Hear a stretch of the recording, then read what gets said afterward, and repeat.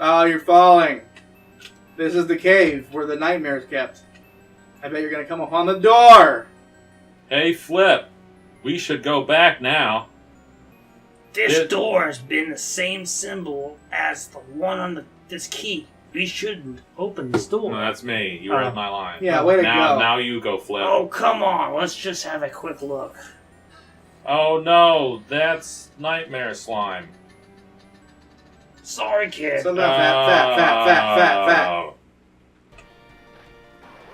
See, that they just bum rushed through all of that, and now you're to the part where you're going to Nightmare Land to save the king. Mm-hmm. They just skipped the part. Well, I think that's obvious. Where Nightmare just took over. Yeah. Well, Nightmare didn't take over, but he trashed the Dreamland a little bit and stole King Morpheus away. Like, what else is going to happen when you open up a nightmare door? Yeah. Am I right? Yeah. I don't know. Ask Kirby. Climb up, assholes. Great. Can't. Oh, now we have to. Hey, Little Nemo, go down there. There's buddy. So speaking of dreams, Corey, you got any crazy dream stories?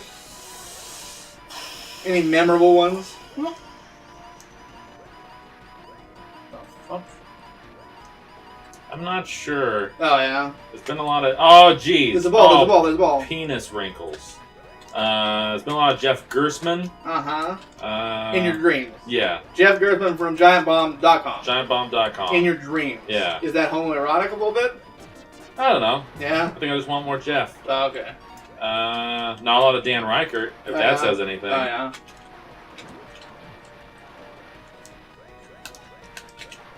Watch out for those guys.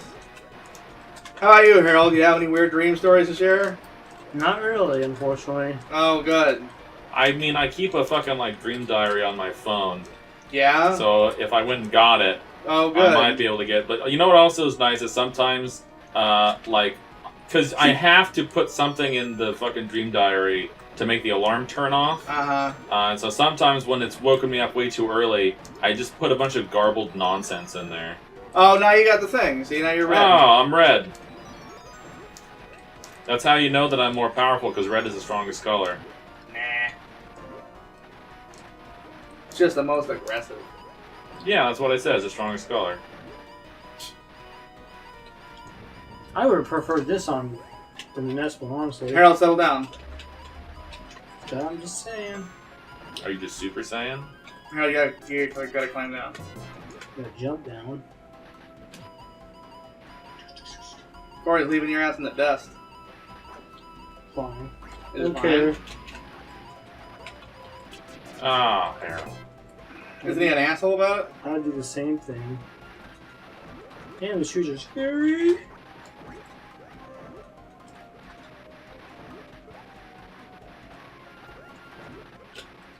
When I was a little kid, my grandmother used to watch a lot of Unsolved Mysteries. And they used to have, you know, shit about, UFO sightings and stuff. And so I would have dreams at, 8 or 9 years old, basically nightmares, about fucking, aliens trying to get at me. And there was one dream where there was a UFO that came outside our fucking house, and we had a sliding glass door, and I could see something. I couldn't see anything, but I could tell something was coming. Go for it. To the door, and I kept trying to slam and lock the sliding glass door, but it kept warping and going in or out, not fucking closing right. And I kept trying to lock it and it wouldn't shut. And then I look up and there's this black alien with huge eyes just looking at me. That's creepy. And I woke up. That's the kind of dreams I used to have when I was a little kid. I think the earliest nightmare I can remember is there was a giant bee in the house. Oh, gee, how big? How giant?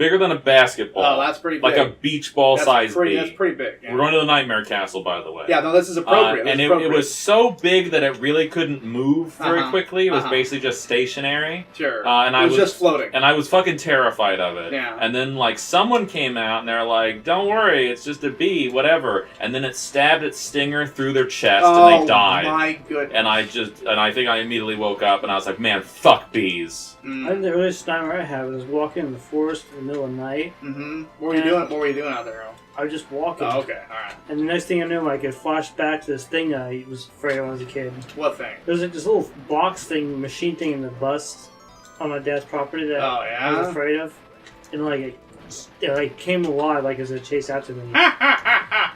Harold was terrified of clowns as a kid. That too, yeah. Yeah. But I remember like going, it was like I wasn't there. It was through my eyes, just looking into the bushes. Oh Christ! And it was like nighttime. It was like, what the fuck am I doing here? So it was like, let me see if I can remember. I used to have, when people would ask me about my dreams. Like recurring? No. Oh. Just a very memorable fucking. You know what? Huh. It's just there were so many different parts. Mm-hmm. Let me see where it starts. Oh, I think it starts. I'm in a dune buggy. Okay, that's a good start. With somebody, Sure. and we're going up to some apartments up in like the woody mountain area in California. Yeah. And there's a bear chasing us. Uh-oh. The bear's in overalls and he's yelling. Yeah. I'm pretty sure we stole his dune buggy. buggy. You stole I'm pretty sure it's his dune buggy. So we were trying to lose him. Oh my! Oh, gee, that's not PG. Yeah, look at that. And so to lose him, we drove into the NASCAR factory that was right next to the apartments, and he chased us in and immediately got hit by a NASCAR car. Oh, poor bear. So then, change scene. I'm younger than I was then, but it's in the future. And I'm on a field trip to the NASCAR factory, and we're touching down in the helicopter. And so we go in there, and I'm like, man, I should see if they've left that bear corpse here all these years. And they have. Oh, my. And his hair is all turned white, and he doesn't have a face anymore. And I was like, wow, fuck this.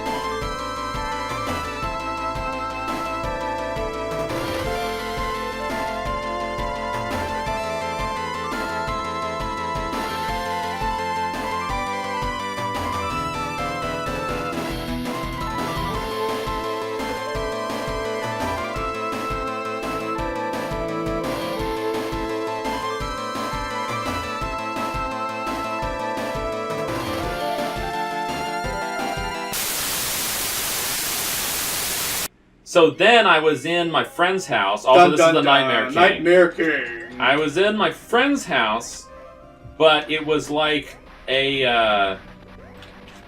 it was, I don't know. It's like it was on an Apple II or something. Like, the graphics were all just lines. Oh, yeah. And I was walking around, it was like an adventure game, and I was having trouble figuring out where to go next. Kind of adventure game that has verbs, right? Sure. Like look, touch, listen, etc. And so I go into, like, the bathroom, and I see that there's like a Ninja Turtle head in the full bathtub is full of water. And I'm like, oh, I'll keep that in mind. And I'm looking around the house, and then the Ninja Turtle head's gone. I'm like, oh, well, I must have done something, because the Ninja Turtle's not there anymore. So then I go to touch the bathtub, and then it jumps out and drowns me in the water. So then I wake up, and I'm in the same house, but it's not video game graphics anymore.